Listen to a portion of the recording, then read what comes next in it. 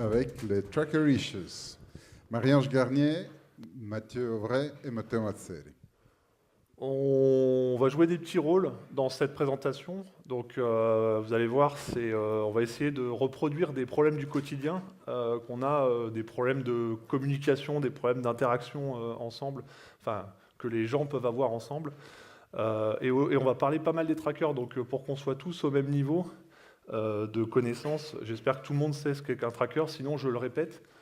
Un tracker, faut voir ça comme un classeur dans lequel on va ranger des fiches. Et le tracker va contenir un ensemble de fiches. Ces fiches-là, nous, on les appelle des artefacts. Et donc, ces artefacts vont porter un ensemble d'informations qui va être du coup rattaché, qui vont être du coup rattachés à des champs. Et donc, l'ensemble de ces champs va contenir du coup de l'information. Ces artefacts, on les range, comme j'ai dit, dans un tracker, dans ce classeur-là. Et le classeur nous permet d'aller, on va dire, classer l'information, filtrer l'information et extraire de l'information. Donc c'est toutes les fonctionnalités qu'on a à travers les trackers dans Tulip. Et ces trackers-là vont être rangés sur des étagères. Chaque étagère représente un projet. On peut avoir autant de trackers que l'on souhaite dans les projets Tulip.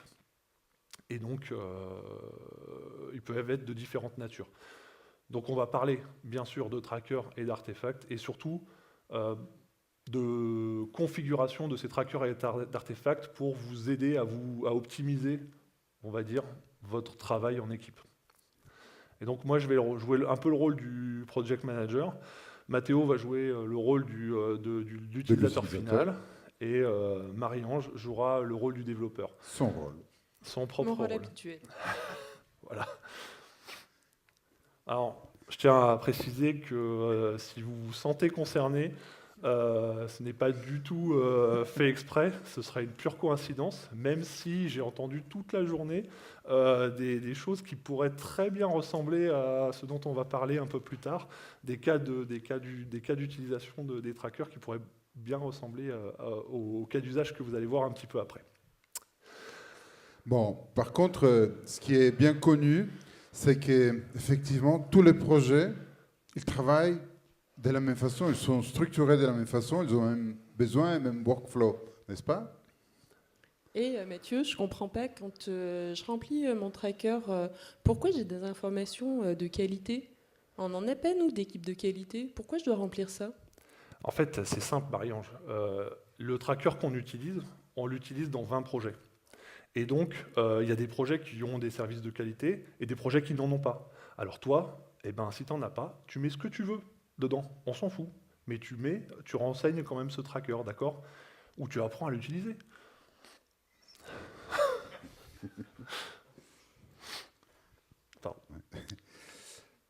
Bon, et si on mettait un peu de Tulip dans tout ça, en fait, ce qui est intéressant, et comme on l'a vu à peu près tout le long de la journée, c'est qu'on peut utiliser des templates au niveau de l'entreprise, des modèles, et ces modèles, en fait, on peut les personnaliser selon les besoins de chaque projet. Et ça, on peut le faire aussi au niveau de l'administration locale et du projet local.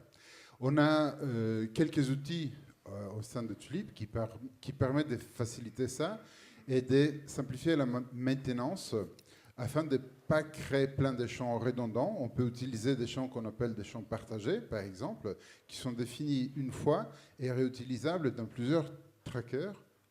Et du coup, on peut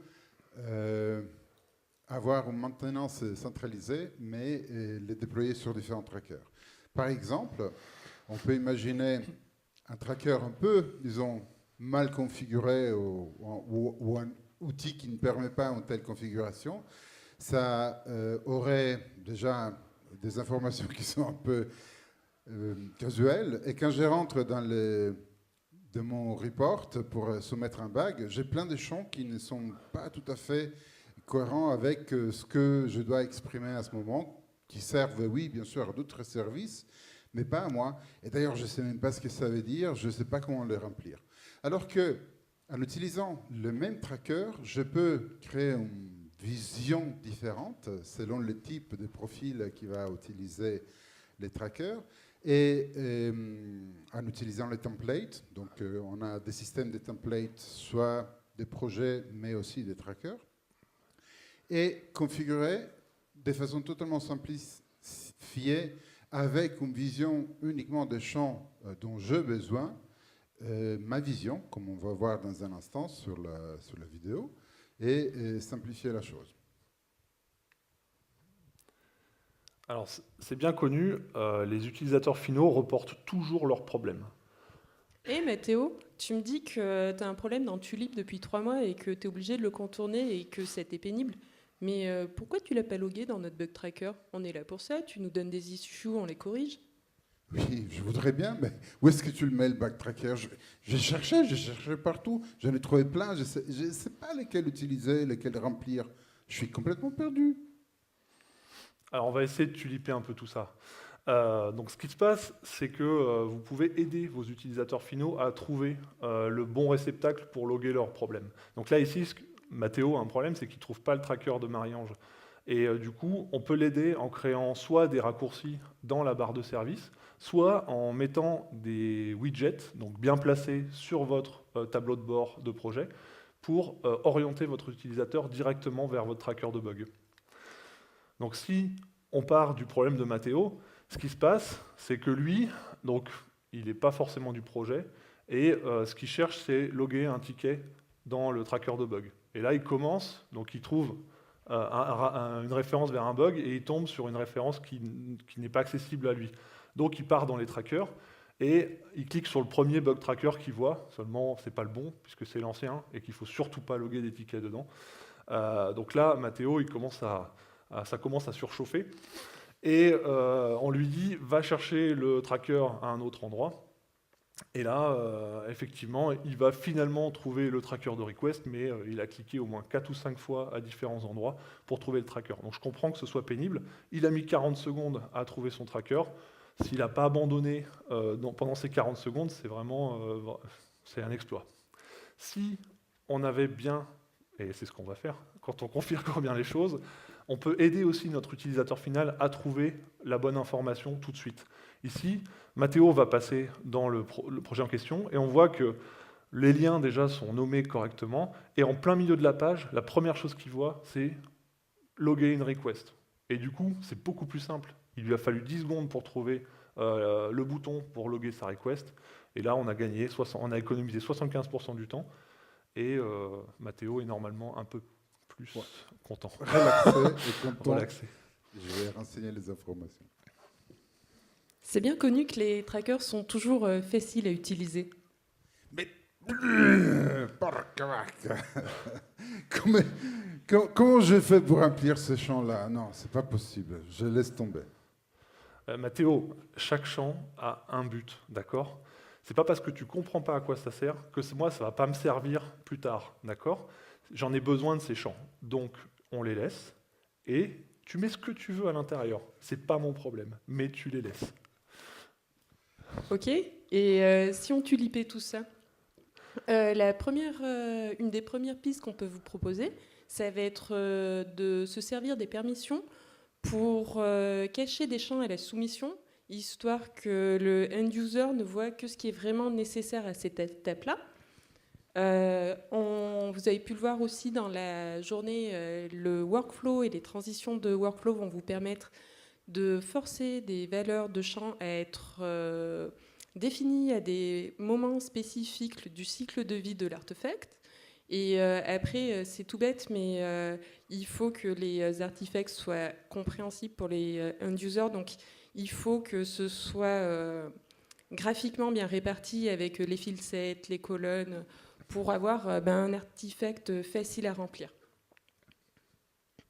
Donc, par exemple, sur un bug tracker où on va avoir énormément de champs nécessaires au projet, et quand Mathéo va essayer de soumettre le bug, il va se retrouver face à une multitude de champs. Et cette multitude de champs va rendre le tracker très difficile à remplir. Déjà, la première chose, c'est qu'on ne va pas voir nécessairement à première vue quels sont les champs requis à la soumission.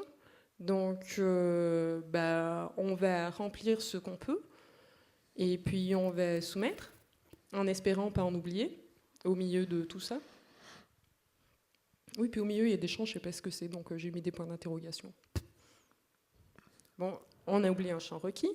Forcément, dans toute la liste, c'est pas forcément facile. Et après, il faut faire attention. Le workflow, il vous dit que certains fields doivent être renseignés, y compris à la soumission. Donc, aidez vos utilisateurs en faisant des trackers faciles à utiliser. Sur le même sujet, quand un projet va être configuré de façon beaucoup plus simple, soumettre un bug, ça peut être vachement plus facile. Alors derrière, ce que vous allez voir, c'est exactement le même tracker que le premier. Par contre, on a joué avec les champs et le workflow. Donc Mathéo, pour soumettre son bug, finalement, il a 2 champs à remplir. Et il soumet. Et c'est valide. Et Mathéo est content. Très content. 15 secondes. Et bon, c'est bien connu que dès qu'il y a un bug, c'est tout de suite critique, quoi. Il faut tous le faire. Et il faut que tu priorises tes bugs. Ils peuvent pas être tous 100% critiques. C'est pas possible. Je prends lequel en premier? C'est lequel qui est le plus critique au milieu de tous les autres? Critique? Est-ce que je dis que c'est critique? Non, jamais, nulle part. Alors, on va essayer de tuliper tout ça, d'accord? L'utilisation des valeurs par défaut, c'est très intéressant pour faciliter la soumission. Par contre, il faut faire attention, parce que si vous les mettez des valeurs par défaut, en fait, votre utilisateur ne va pas forcément se positionner sur cette valeur. Il va, surtout quand on a un tracker très compliqué, un artefact compliqué à remplir, il va peut-être valider sans se rendre compte qu'il a mis une valeur, que la valeur est restée par défaut. Et si on combine les valeurs par défaut et les champs requis, on peut forcer les utilisateurs à se positionner et à évaluer notamment, par exemple, la criticité d'un bug. Ici, c'est ce qu'on cherche à faire. Et donc, ça permet d'aider l'utilisateur à mettre le focus sur ce qui est vraiment important pour lui. Et puis, si jamais ça ne suffit pas, il reste les descriptions des champs qui permettent d'aider aussi l'utilisateur à rentrer son artefact. Donc, on va le voir tout de suite. Ce qui se passe, en fait, c'est que 100% des bugs que Marie-Ange traite sont tous critiques. Et elle ne peut pas choisir, les bugs qu'elle va corriger en premier, puisque tout est critique. Et donc, il faut qu'elle priorise en fait ses tâches, et elle ne peut pas le faire. Donc, on voit bien qu'ici tout est critique. Mais ce n'est pas vraiment la faute de Mathéo ici. C'est la faute de la personne qui a configuré le tracker. Parce qu'on va le voir, au moment où on soumet notre artefact, donc déjà, on a un formulaire de soumission assez compliqué, et du coup, dans ce formulaire de soumission, la criticité est déjà configurée par défaut à 9. Du coup, l'utilisateur ne se pose pas la question, il laisse la valeur critique, et en fait, on se retrouve avec 100% des bugs qui sont critiques.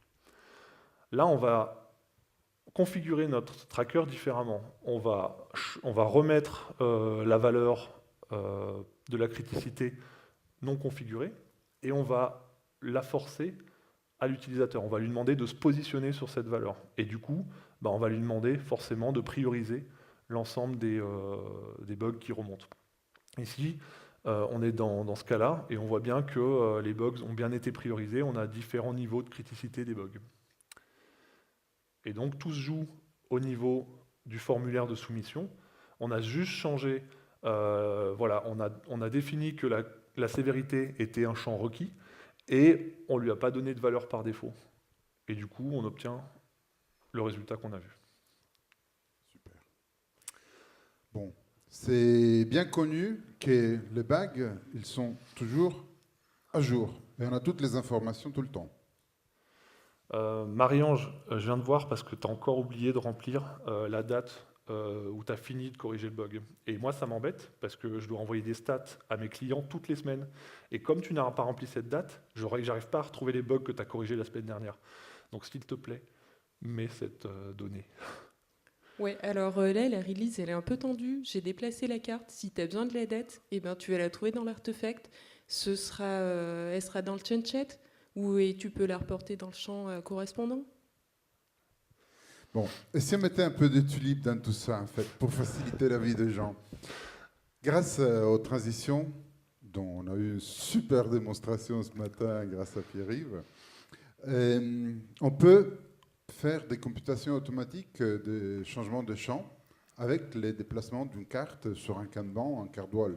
Donc, quand Marie-Ange va déplacer sa carte, finalement, la date dont tu as tellement besoin, Mathieu, elle sera renseignée automatiquement. On va voir ça, par exemple. Donc, ici, on a un tracker mal configuré ou un outil qui ne permet pas de faire ça. Et du coup, quand Mathieu va essayer de faire son report, il va rentrer dans son tracker de request. Et par contre, il n'y a rien renseigné, puisque les dates ne sont pas correctement renseignées, donc il ne peut pas avoir son report. Et il va être bien embêté, parce qu'il ne peut pas aller voir sa hiérarchie. Et en plus, tous les bugs, ils sont critiques, quoi. Donc, il n'a pas des informations dont il a besoin. Et ça crée des conflits, ça crée des frictions entre les développeurs, les utilisateurs, entre Marie-Ange et Mathieu. Alors que nous, on veut faciliter et qu'ils soient bien contents et bienveillants, en fait. Et donc, en configurant bien Tulip, on peut aider aussi bien Marie-Ange que Mathieu, parce que maintenant, quand Marie-Ange a terminé son bug, elle a fait sa soumission, en fait, elle n'a plus que déplacer la carte sur son card wall, et la valeur dont Mathieu a tellement besoin, elle est renseignée. Et quand Mathieu va venir faire son report, en fait, il aura toutes les valeurs dont il a besoin. Et il pourra reporter à sa hiérarchie. Les deux seront bien plus amis.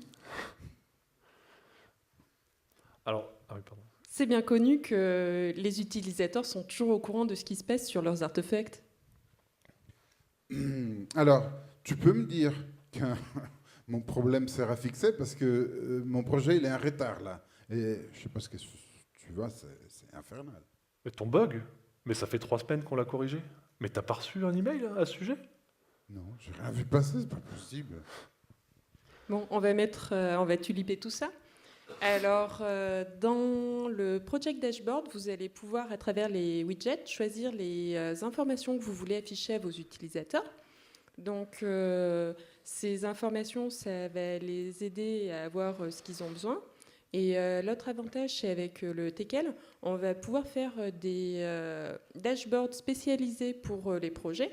Et ça va permettre aux utilisateurs de trouver facilement ce dont ils ont besoin. Donc, on va commencer avec un dashboard qui n'est pas forcément significatif pour un end-user.